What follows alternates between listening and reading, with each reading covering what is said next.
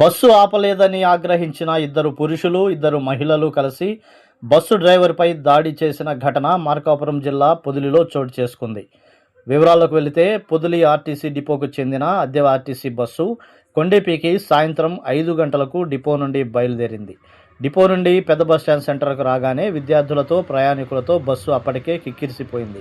చిన్న బస్టాండ్ వద్దకు రాగానే కూచిపూడి వెళ్లాల్సిన ఇద్దరు మహిళలు బస్సు ఆపమని చేయెత్తగా అప్పటికే బస్సు కిక్కిరిసి ఉండడంతో డ్రైవర్ తిరుపతిరావు ఖాళీ లేదని చెప్పగా ఇంతలో ఆ మహిళల తాలూకు చెందిన బైక్పై వచ్చిన ఇద్దరు పురుషులు డ్రైవర్ తిరుపతిరావును కిందకు లాగి దాడి చేస్తుండగా ఇద్దరు మహిళలు కూడా తనపై దాడి చేశారని డ్రైవర్ తిరుపతిరావు తెలిపాడు.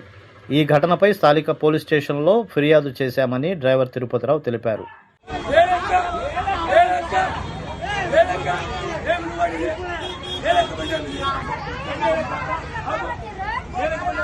పొదిలి బస్టాండ్లో 5 గంటలకి కదిలాను. చిన్న బస్టాండ్ కాడ ఫుల్ అయిపోయింది.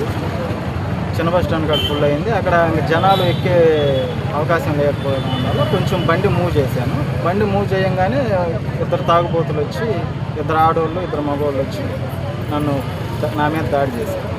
బస్సు ఆపలేదు అని నెపంతో.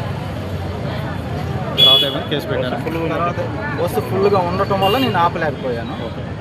దానివల్ల వాళ్ళు అర్థం చేసుకోకుండా నా మీద వచ్చి నన్ను లోపలికి లాగి నన్ను కొట్టారు. మీరు కేసు ఫైల్ చేశారా స్టేషన్లో? నేను కేసు ఫైల్ చేశాను.